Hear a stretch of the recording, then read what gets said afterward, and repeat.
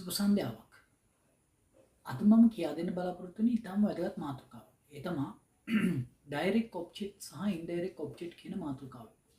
අපි මේක බලමු කොහොමද අවබෝධ කරගන්නේ කියලා.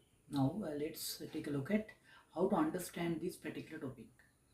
මම හිතනවා ඕගොල්ලන්ට අවබෝධයක් තියෙනවා මේ ඔබ්ජෙක්ට් එකක් කියන්නේ මොකක්ද කියන එක සම්බන්ධයෙන්. දැන් අපි හිතමුකෝ මෙහෙම වාක්‍යයක් ගන්නවා මම we teach the students English. එතකොට අපි ඒකේ දන්නවා we teach the students English කිව්වහම එතන තියෙනවා ඔබ්ජෙක්ට් එකක්. තියෙනව නේද? we teach we කියන්නේ subject එක, teach කියන්නේ උගන්වනවා, teach කියන්නේ උගන්වනවා. එතකොට ඒක verb එක. student කියන්නේ we teach the students English. The students කියලා කියන්නේ object එකක්, අනිත් object එක English කියන එක. ඒක තවත් සරලව කියනවා නම් මෙහෙම කිව්වොත් we teach them English. අපි ඒගොල්ලන්ට ඉංග්‍රීසි උගන්වනවා. students කිව්වත් කමක් නැහැ. නමුත් we teach them English කියවම තවදුරටත් පැහැදිලි. ඒකෙදි ඔයගොල්ලන්ට තේරෙනවා මෙහෙම දෙයක්. now මෙහෙම ගත්තොත් අපි we teach කිව්වහම we කියන subject එක මම කියවනේ කලින්.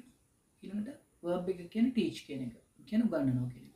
අපි උගන්වනවා ඒගොල්ලන්ට කියන එක them එක object එක ගන්නවා. them එක object එක ගන්නවා. ඒකට අපි කියනවා indirect object එක කියලා. තේරුණාද? එතකොට එතෙන්දී අපි කතා කරන්නේ indirect object එක කියලා කියන්නේ අපිට personal pronouns වල තියෙන objective form එක. objective form එක නැත්නම් objective pronoun එක. එතන තමයි them කියන එක ගන්න. අපි උදාහරණ විදිහට මෙහෙම කිව්වොත් I කිව්වොත් me ගන්නවා, we කිව්වොත් us ගන්නවා, you කිව්වොත් you ගන්නවා, he කිව්වොත් him ගන්නවා, they she කිව්වොත් her ගන්නවා, it කිව්වොත් itම ගන්නවා, they කිව්වොත් them ගන්නවා.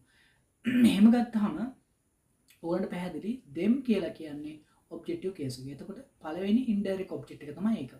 ඊළඟ English කියන එක අපි හඳුන්වලා ලබන්නේ direct object එක විදිහට. ඒ කියන්නේ ඍජු කර්මය. අරක වාක්‍ය කර්මය ඊළඟ direct object කියන්නේ ඍජු කර්මය. ඍජු කර්මයට පාවිච්චි කරන්න පුළුවන් සාමාන්‍ය නාම පදයක්. ඒ කියන්නේ අරක ඇවිල්ලා personal pronoun එකක්, නැත්නම් pronoun එකක්, objective pronoun එකක්.